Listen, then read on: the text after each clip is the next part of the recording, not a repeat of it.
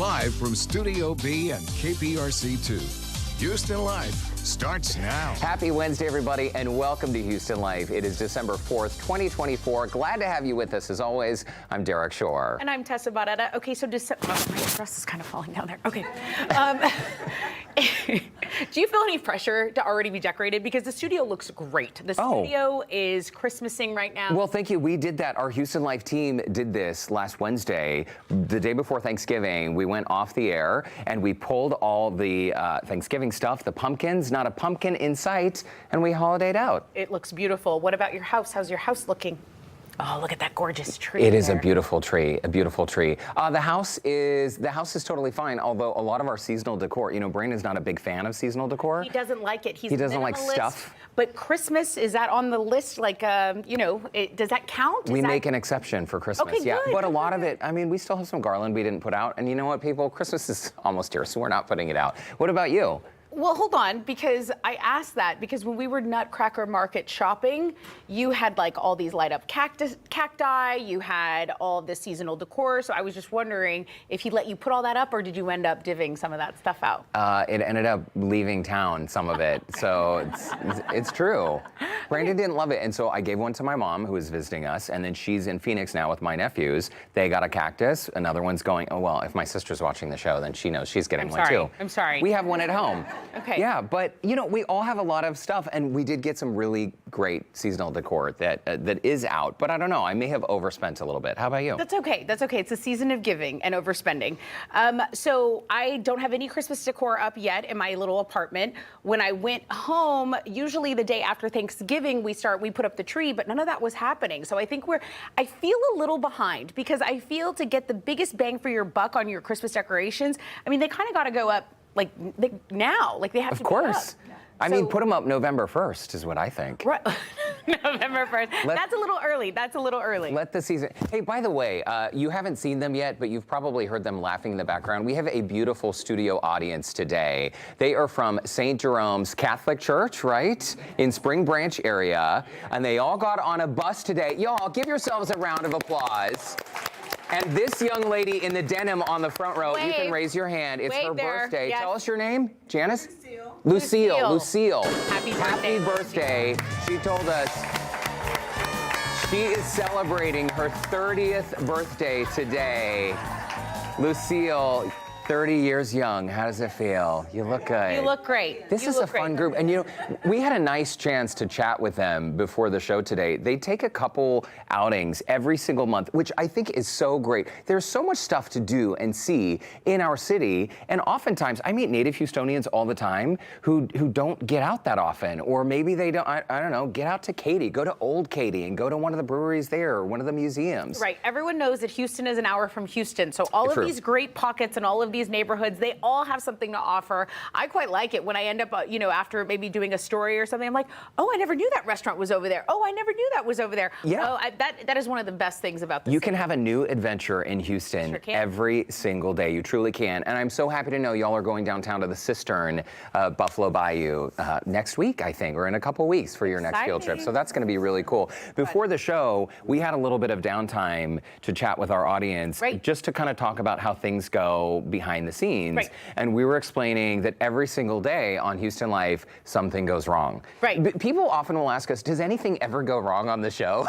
My nieces ask that question all the time. I'm like, things go wrong on the show every single day. A lot of times the viewers at home do not know.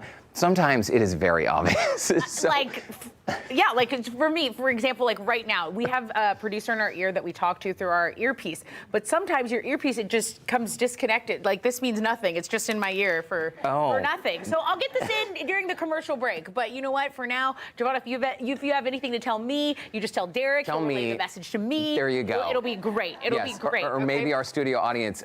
Giovanna is saying, nice outfit today. Are you talking to me, Giovanna, or Tessa? No, me. Both of us, she's saying. Okay, yeah. I'm loving the leather. Hey, I feel like I'm auditioning for like a local production of Grease 4 or something. Tell me about it. I don't know. I mean, that was a film I wasn't allowed to watch growing up. That was too I have a lot of catching up to do. Oh, you do. I know. Hey, so what is this term zebra striping you were chatting about? I'm so glad you asked, because I feel like the younger generation, they give names to things that have already that's already existed for so long, and they're like, hey, have you heard of this brand new thing that I discovered that no one else knew about except for me? I can't believe you're saying this right now. I worked with a reporter once who discovered Toni Braxton. He was like, there's this new artist, Toni Braxton.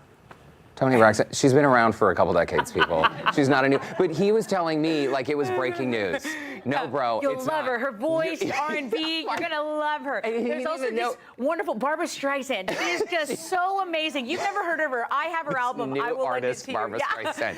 Right. Okay, anyway, yes, so young people, also, we shouldn't be ageist. We love our young people, right? And maybe they could teach us something. No. They could. I'm just kidding. I'm just kidding. Joanna says thank you. As an older sister, it is my duty to put a younger person in their place at any moment. Okay, I love it. I love it. They do it to me. They do it to me all the time. But anyway, listen. So the young people came up with this term. It's called zebra striping. Okay. It's a new term for an old idea that might keep you sober at your next holiday party. So you go to a holiday party and you have a beverage. Maybe it's an alcoholic beverage. Okay. And maybe you're one of these people that maybe if you don't know what to do, you're just like taking sips, and maybe it's like your nervous thing, and you're just taking sips and taking sips. Zebra striping is when you put a non-alcoholic drink in between every alcoholic drink. Well, that's good. Basically having a glass of water between every drink. Have you ever done that? Well, people Thank you, that's what it's called. So now it's zebra. We've been doing that we've got one person clapping. Okay, it's true, though, because you got to stay hydrated. And also, how many times do you go to a holiday party and 4 eggnogs in, you realize Santa's sleigh, the Uber taking you home, is going to be a little dizzying. Exactly. So it's a good idea. Is it the best name? Because the stripes on a zebra alternate. So it's like you do this. Wait, so young people came up with zebra striping? It's the new term. Oh. Yeah. Okay. Okay. So they're helping us. We're helping them. That's very, very helpful. Yes. Once upon a time, to talk about young people, and we love them. We do. So we used to be them. I know. Do you ever notice, though, like ageism, I think, especially against seniors, is present, right? I mean, don't you feel like as seniors sometimes like you're dealing with ageism? And young people are like, oh, that old person. I'm sorry, if you're young, it's not like you did anything to earn being young. You're just gonna young. get old. You're just young right now. Yeah, and that old person at one point was also young, people. Right. So have some respect for your elders. There's more than one person clapping now. But it's true, right? It's totally true. We had a lovely coworker who was on the younger side here at Houston Life. Right. And one day after the show, we were doing a debrief about, and our viewers have probably heard this story before. We were doing a debrief about all the things that went wrong on the show that day. And after we got through those, we talked about some of the nice things that happened on the show. Okay. And this producer raised her hand and she said, well, that nice older man we had on the show, he was lovely. It was Kevin Costner. Kevin Costner, that older man? But because there was a generational divide, and she didn't know who he was. See, my problem is just the new fashion, because you know how fashion repeats itself. So you're having, this new things, how new kids are dressing. You guys look like me when I was 13. You look like me when it was in my Delia's catalog, except your makeup's better. So maybe I am just, maybe I'm ageist, but I'm also like a little bitter and maybe a little jealous. But they don't talk to me. You look like I did in middle school. That's fashion always comes around, although there are some things. And they call me chuggy because my jeans are tight.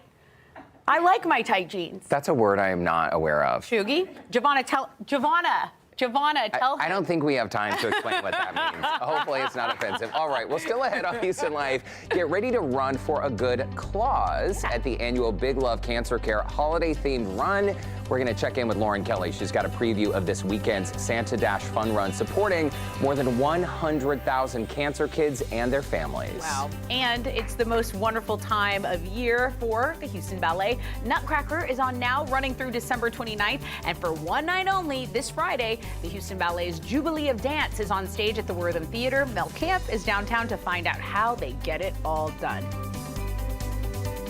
It certainly is a busy time of year at Houston Ballet, and coming up next, we are going to learn what it takes to get a performance onto that stage when Houston Life returns. All right, Mel, and as we go to break, another look at our beautiful studio audience for today. Okay, this crowd has been awesome. Big shout out to St. Jerome Catholic Church. This is a senior group getting out and about. You don't look a day over 30. Happy birthday to Lucille in the front. Hey, we'll be right back. Love your energy, guys. Stay with Houston Life. To our lovely studio audience today. Y'all were so much fun to hang out with. St. Jerome Catholic Church, their senior group. Have a great day, y'all. So nice. So nice. So nice. We'll see y'all tomorrow. Bye. Take care.